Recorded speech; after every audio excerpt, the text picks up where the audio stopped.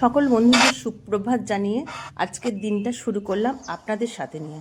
গলাটার জন্য এটি করে প্রতিদিনই খাই। তুলসী পাতা, আদা, লবঙ্গ, তেজপাতা ফুটিয়ে খাই। তারপরে টিফিন তৈরি করে দোকানে এলাম। দোকানে কিছু জিনিসপত্র মিলিয়ে নিচ্ছি এবং সেগুলো নোটিস করে রাখছি। কী করছিস?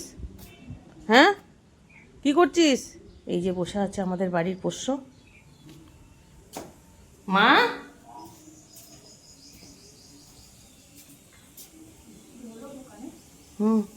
আর আজকে সন্ধেবেলা দোকান থেকে এসে ভাবছি এটাকে উদ্ধার করতে হবে, কিছুটা একটা করি চলুন। দেখাই যাক কী করি। ব্যাটার দিয়ে আগে ঘষে নিই। আমি পারবো না বলে ব্যাটাকে সাহায্য করতে বললাম। ভালো করে কাটারে কেটে অনেকবার ধরে ধুয়ে ধুয়ে পরিষ্কার করে নিলাম এবং ঘি দিয়ে এটাকে ভেজে নেবো। রাঙা আলুগুলোকে ভেজে নেবো। আজকে করব রাঙা আলুর পায়েস। আগে কাজু কিশমিশগুলো দিয়ে ভেজে নিই।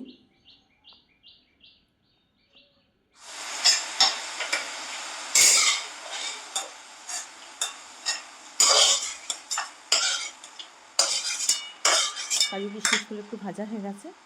তেলের মধ্যে দিয়ে দেবো তেজপাতা, ছোটো এলাচ দিয়ে রাঙা আলুগুলোকে একটু ভাজতে থাকবো। একটু কেন ভালোই ভাজতে থাকবো। অনেকক্ষণ ধরে ঝিমে আসে নাড়াচাড়া করতেই থাকবো। দেখতে একটু ঝরা ঝরা হয়ে যাবে, তখন এটাকে নিয়ে দুধ ফুটছে পাশেই, দুধে দেবো।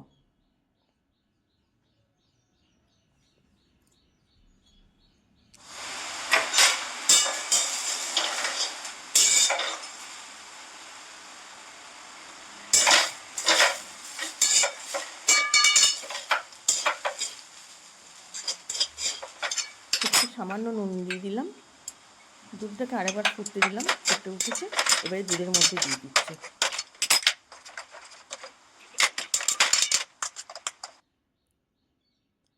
দিয়ে দেবো গুঁড়ো করা চিনি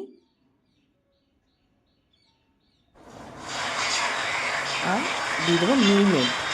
বেশ ধিমে আছে, মানে সিম করে দিয়েছি, গ্যাসটা ফুটতে থাকবে।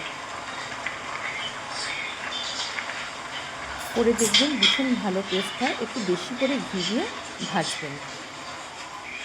আর দুধটাও বেশ অনেকটাই পরিমাণে দিতে হয়, কারণ পুরো দুধেতে সেদ্ধ হবে জিনিসটা। তারপরে কাজু কিশমিশগুলো দিয়ে আর একটু ফুটিয়ে নামিয়ে নেব।